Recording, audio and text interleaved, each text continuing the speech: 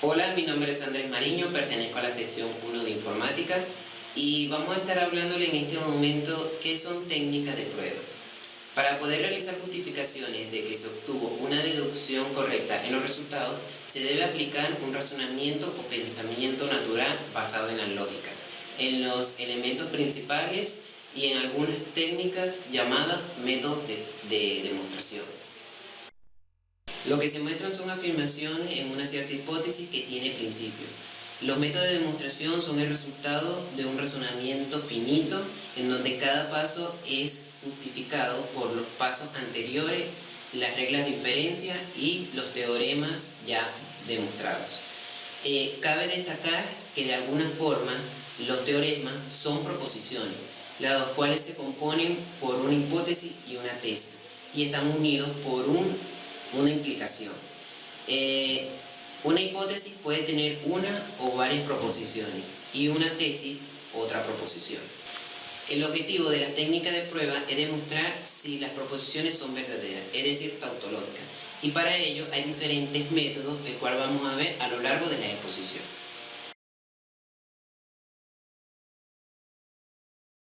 Método directo o método de demostración directa. Consiste en la demostración partiendo de la hipótesis para llegar a la tesis. En el caso que de una premisa sea una disyunción, se puede considerar la demostración por caso, tomando cada proposición de la disyunción por separado y realizando una demostración directa. En el caso, esto se basa en equivalencia. Si el antecedente es cierto, entonces la implicación será cierta solamente cuando sea cierto el consecuente. Para entenderlo un poco mejor, el método de demostración directa tiene como fundamento lógico y básico la regla de inferencia clásica o el esquema argumentativo válido, llamado modus ponens, el cual dicta lo siguiente. Si la hipótesis P es verdadera y la hipótesis Q implica la conclusión, entonces podemos decir que la conclusión Q es verdadera. Por ejemplo, en este ejercicio que vemos en pantalla. Tomamos una frase lógica condicional sencilla de tipo P entonces Q. Podemos analizar lo siguiente, de que si se cumple P, también se cumplirá Q. Esto lo hacemos de una forma natural, ya que no necesitamos complicarnos en hacer análisis intensivo o extensivo, ya que lo hacemos de una forma innata. Si decimos que el cielo está nubloso, va a llover, estamos haciendo una asociación de causa y efecto, en el cual el cielo está nubloso es la causa y el efecto lógico es que va a llover. Desde el punto de vista lógico, esta relación es irrelevante. Asimismo, esta relación en matemáticas se puede verificar de la siguiente manera, que si se cumple la premisa P, entonces también se cumplirá la consecuencia Q. Este proceso formal se le denomina demostración mediante el método directo.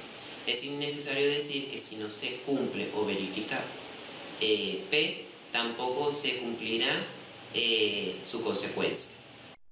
En conclusión, podemos decir que cualquier demostración, ya sea de enunciados o en matemáticas, se debe comenzar con la hipótesis. Se debe seguir la tautología y reglas de inferencia necesarias y por último llegar a la conclusión. Muchas gracias y a continuación mi compañero William Mercado. Buenos días, mi nombre es William Mercado de la sección 1. Yo les voy a explicar un ejemplo sobre el método directo. Para resolver con el método directo, primero vamos a ver los pasos, que el primero es tomar las hipótesis y darla como validez, y el segundo es, mediante procesos lógicos y leyes de diferencia, hallar la tesis.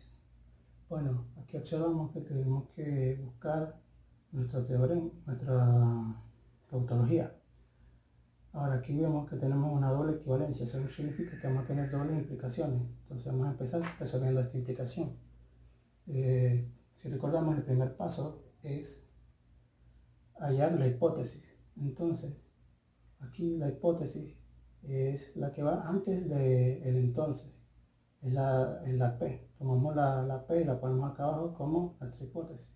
Ahora, si recordamos, el segundo paso es usar los procesos lógicos y de inferencia para hallar nuestra tesis. ¿Qué proceso lógico que vamos a utilizar en la adición?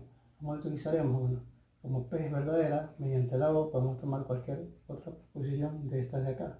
Entonces, ¿cuáles vamos a tomar? Las que necesitemos. Entonces ponemos P, O, P y Q. Tomamos estas dos y la ponemos acá. Ya está lista esta parte. Ahora, vamos a hacer la siguiente implicación, que sería esta. ¿Cuál es esta explicación? Bueno, sería PO, P y Q, entonces P. Como sabemos, si recordamos el primer paso, es hallar nuestra hipótesis. Entonces, ¿cuál es nuestra hipótesis? PO, P y Q. La tomamos y la ponemos acá como nuestra hipótesis. Ahora, si recordamos anteriormente, debemos usar procesos lógicos y leyes de inferencia para hallar nuestra tesis. Entonces, usamos acá distributivas. Distribuimos nuestra O y nos quedaría así: PO, P y P, O, Q. Y justificamos nuestro paso acá. Debemos recordar que siempre hay que justificar nuestros pasos mediante vayamos resolviendo. Ahora vamos a usar este teorema, que sería PO, P, doble equivalencia, P. Como hay equivalencia, podemos decir que PO, P es igual a P. Entonces sustituimos POP por P. Acá ya está listo. Ahora, y ponemos lo siguiente, y ponemos lo que sigue, que sería I, PO, Q. Y justificamos nuestro paso poniendo el teorema por acá. Ahora lo que vamos a hacer es simplificar. ¿Cómo vamos a simplificar? Bueno, como aquí tenemos una I, simplificamos. Y nos queda P. Como ya tenemos nuestras hipótesis y nuestra tesis, vamos a decir que esta es una tautología, esta es una tautología y en consecuencia esta también es una tautología. Ahora les voy a dar otro ejemplo, pero sin estas expresiones. ¿Cómo sería este ejemplo? Bueno, el producto de dos números pares es par. Si analizamos, nuestra hipótesis sería que dos números son pares y la tesis sería que es par. Entonces vamos a dar una demostración, vamos a usar una demostración para comprobar eso. Aquí tenemos que A y B son pares. ¿Qué es un número par? Un número que sea dividido por 2, o en este caso podemos decir que A es un número, vamos a decir que 2 multiplicado por C, y B es 2 multiplicado por D. Entonces ya tenemos nuestra hipótesis. Ahora vamos a resolver multiplicando A y B para hallar su producto. Vamos a decir que A y B, bueno, A y B es igual a decir que es 2C por 2D. Y esto es igual a 4CD, que es igual a 2 por 2CD. Entonces podemos decir que A y B es 2 multiplicado por cualquier otra cosa, otro número, etc. Entonces podemos decir que son pares, A y B son pares. Y esto entonces es verdadero y podemos decir que es una tautología. Por lo cual el producto de dos números pares es una tautología. Gracias por su atención, espero que les haya gustado.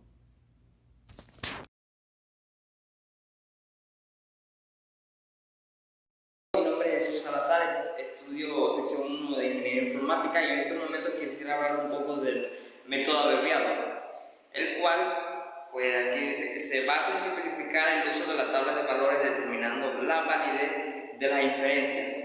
Esta sigue un conjunto de reglas, las cuales son, se las voy a decir en estos momentos, algo breve y sencillo para que todos entendamos. A. Se basa en que la conclusión es falsa. B. Suponer que todas las premisas son verdades. C. Partiendo de la conclusión o del antecedente, dependiendo de cuál sea la menos compleja, se determinan los valores de P, Q y R. D. Los valores de verdad hallados en la conclusión o antecedentes se añaden a las premisas faltantes, perdóname. E. Si los valores P, Q y R toman solo un valor de verdad, la inferencia no es válida. Ahora, ¿qué dice la F? Esta es la última y tiene que ver con la D, con la E, perdón. Si los valores de P, Q y R toman dos valores de verdad, la inferencia sí es válida. Esto fue todo.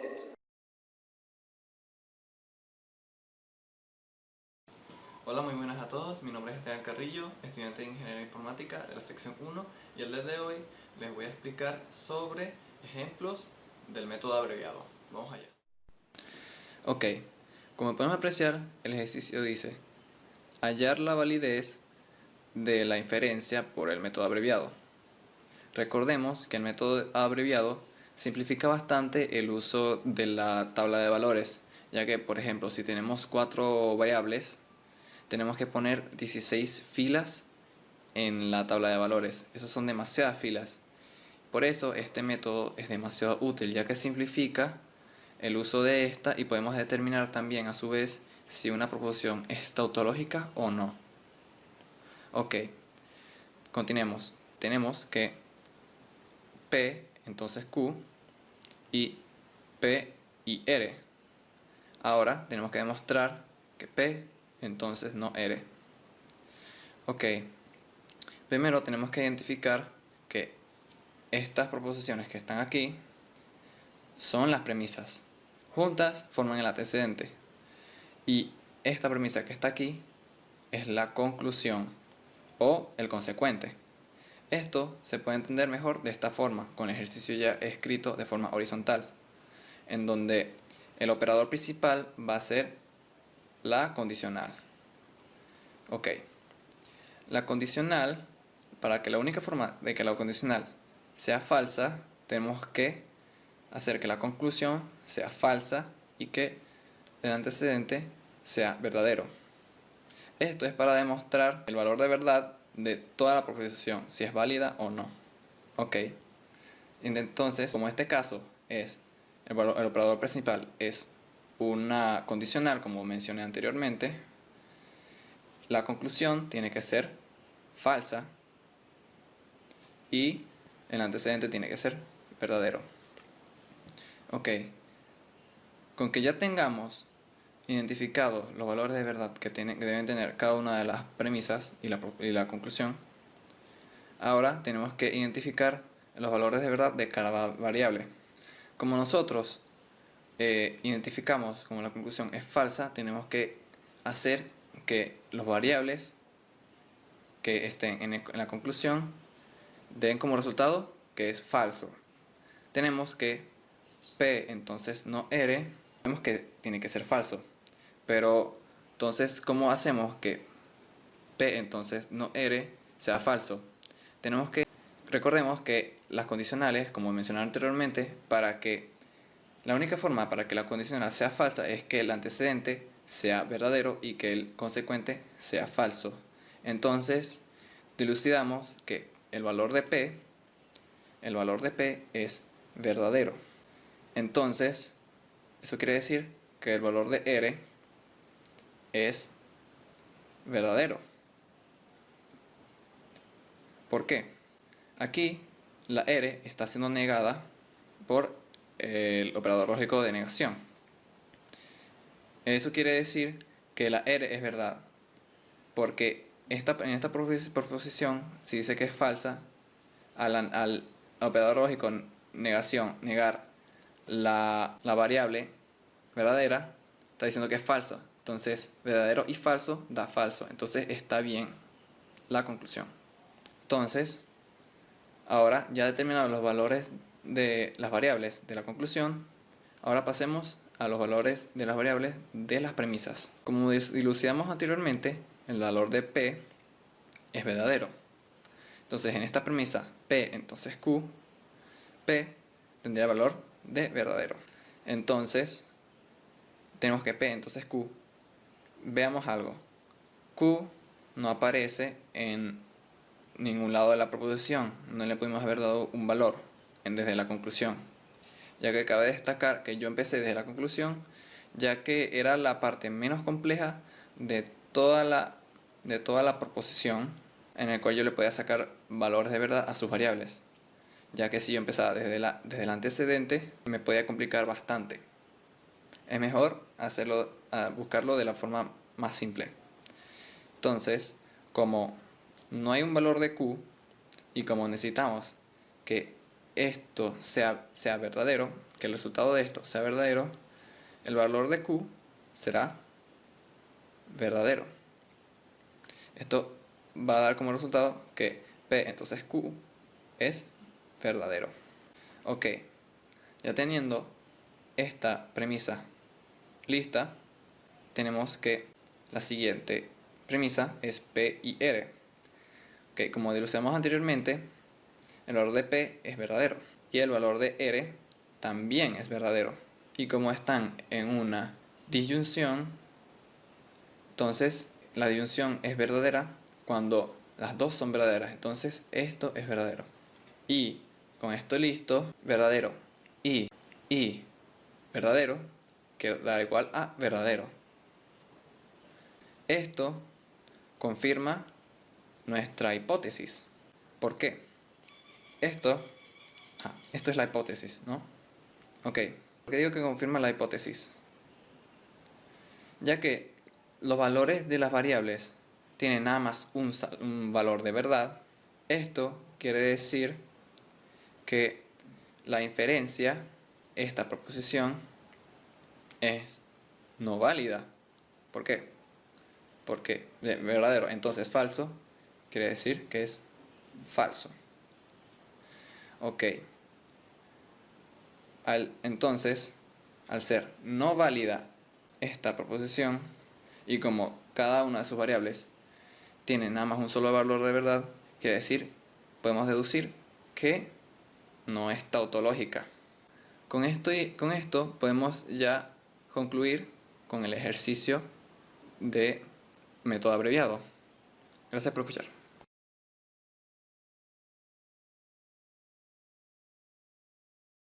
Buenos días, mi nombre es Ebenezer Aderigba y hoy les voy a hablar sobre las pruebas suponiendo el antecedente. Primero tenemos que saber qué es el antecedente. El antecedente es la primera parte que se encuentra, que observamos muchas veces en una preposición.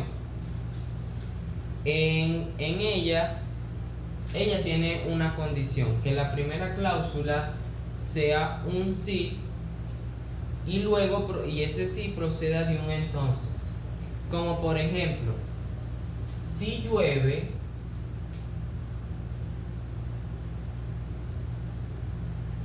entonces.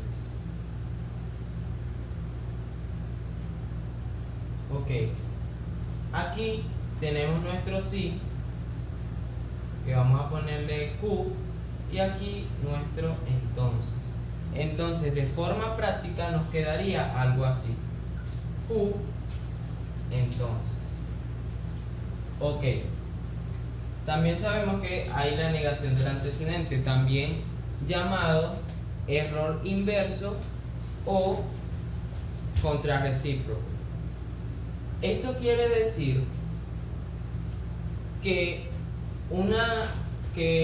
la preposición o la proposición la tomamos así, como por ejemplo, si llueve, entonces.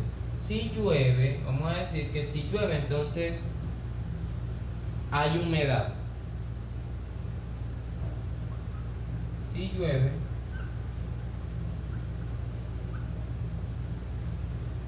entonces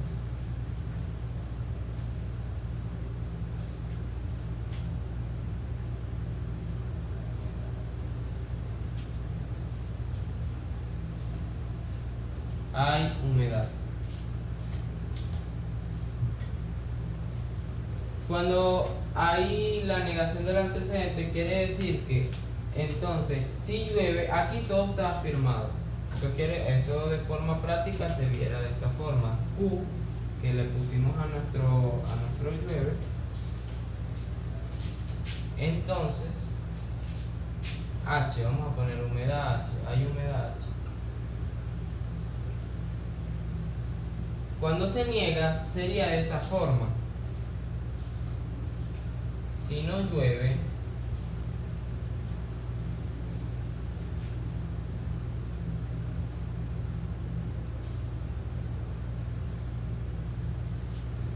llueve, que sería no Q, entonces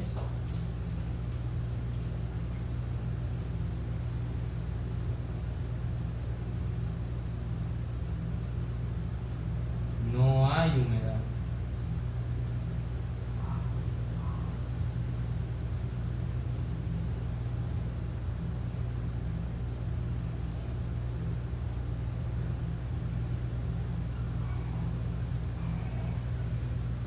Ok, entonces nuestra preposición nos quedaría así: no Q, entonces, o sea, si no llueve,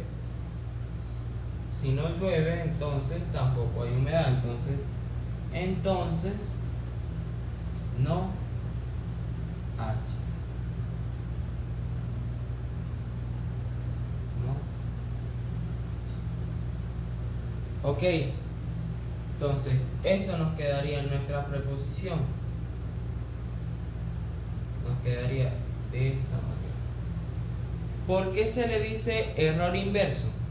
Se le dice error inverso muchas veces porque, ok, niega nuestro antecedente y también niega nuestro consecuente, pero se le dice así porque muchas veces el consecuente no le da más razones, sino no sé si me explico. El consecuente no tiene otra razón sino no. Y muchas veces hay error porque muchas veces el consecuente tiene otras razones para no ser no. Muchas gracias por su atención.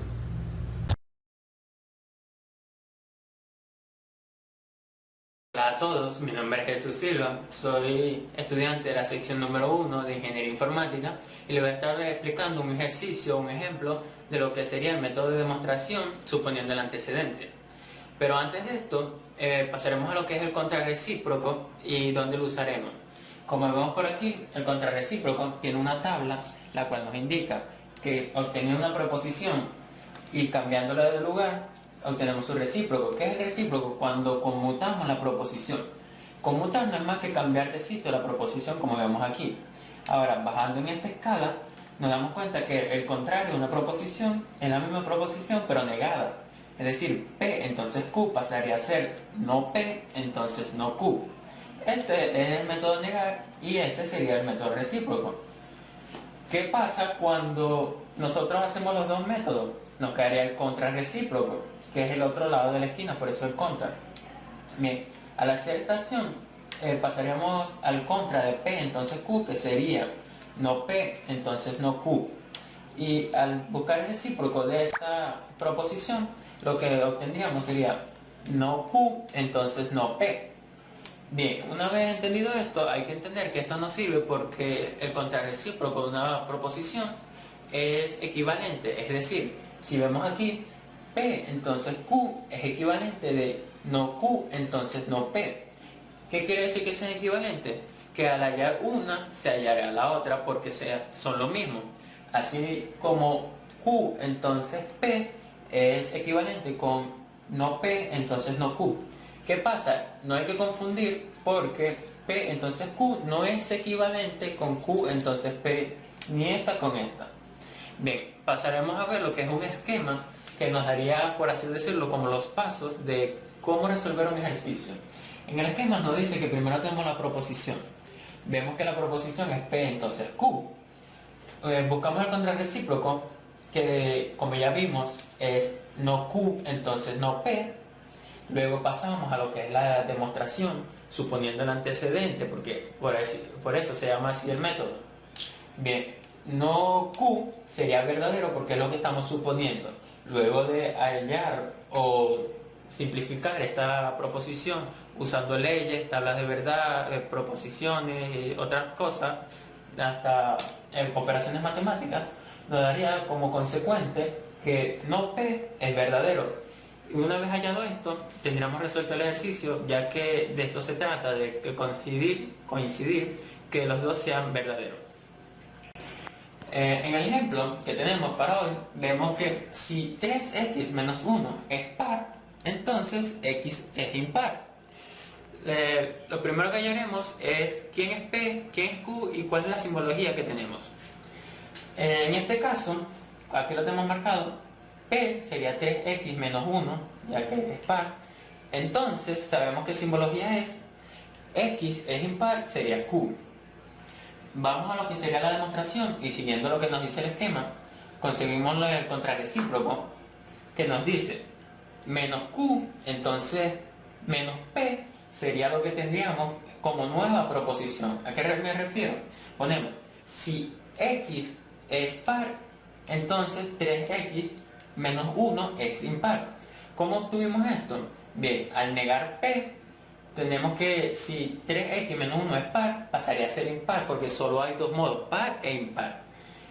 Lo mismo con Q. Al momento de poner las X, pasa a ser par porque se niega.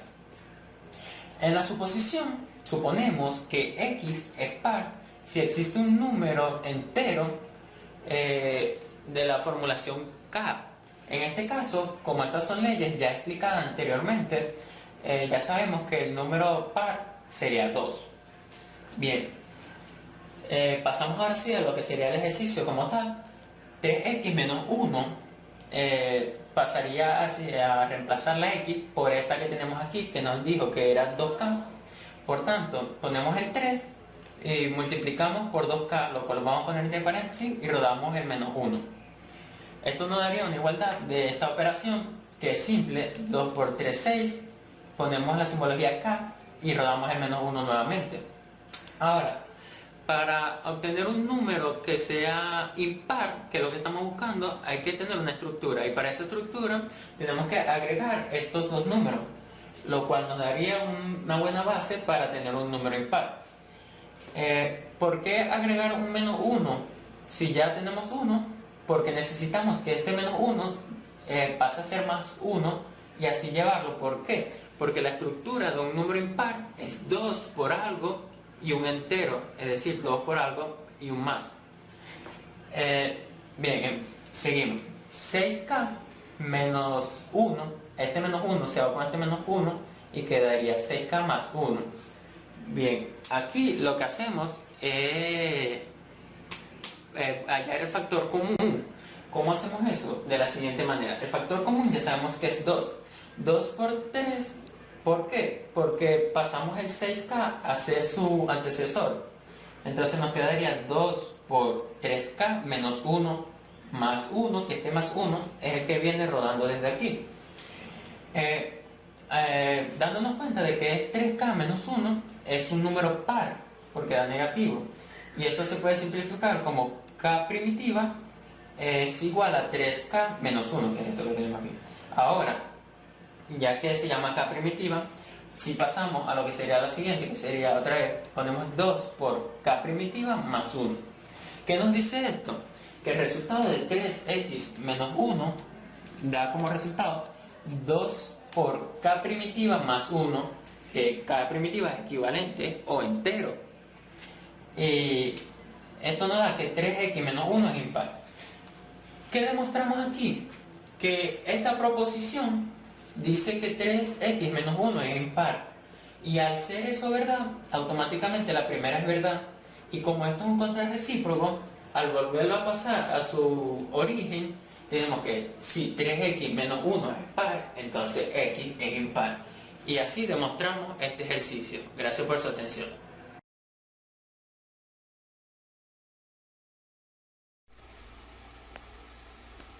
Hola, mi nombre es Jonathan Lunar de la sección 1 de Ingeniería Informática. Yo les voy a hablar sobre la prueba por contradicción. Primeramente, es una de las formas de demostración mayormente utilizadas en matemática y lógica proposicional, siendo esta del tipo indirecta, la cual contiene una serie de pasos que son utilizados cuando se afirman o se busca demostrar una afirmación, valga la redundancia, los cuales son: número 1, se demuestra que P es verdadera. Número 2, se asume que P es falsa. Número 3, se demuestran los hechos de que P sea falsa. Número 4, se llega a una imposibilidad. Y número 5, al saber que la afirmación P puede ser verdadero o falso y ya haber demostrado que esta no es falsa, esta quiere decir que es verdadera. Gracias.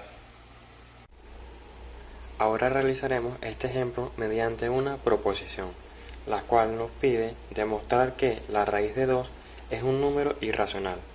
Pero para ello es fundamental saber que un número irracional es aquel que no se puede escribir como cociente de dos números enteros. Podemos llevar a cabo una prueba directa, pero eso implicaría que se probaran enteros p y q, hasta encontrarse una pareja que cumpla con que 2 es igual a p a la 2 entre q a la 2. El problema es que existen infinitos números enteros, por lo que es complicado resolver este problema a través de una prueba directa. Para ello, el primer paso es asumir que la proposición dada es falsa, es decir, que es racional. Como segundo paso, realizaremos este racionamiento, donde raíz de 2 es igual a p entre q.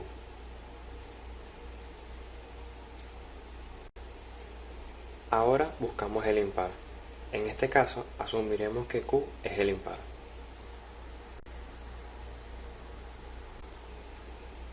Notamos que p a la 2 es divisible entre 2, lo cual implica que p también lo es. Por lo tanto, escribimos que 2q a la 2 es igual a p a la 2, que es igual a, abrimos paréntesis, 2r, cerramos paréntesis, a la 2, que es igual a 4r a la 2. Ahora simplificaremos quedándonos de la siguiente manera. Si q a la 2 es par, significa que q también lo es, pero q es impar, lo cual nos lleva a una contradicción, ya que no puede ser par e impar al mismo tiempo. Como demostramos que si raíz de 2 es racional, se llega a una incongruencia, donde raíz de 2 no puede ser racional, y gracias a ello podemos concluir que es irracional. Como afirman Corner y Neal en su artículo, al ser una ciencia exacta, el concepto de demostración es clave en matemáticas. Por ello, contamos con una gran variedad de formas utilizadas para probar alguna proposición o teorema, entre otros.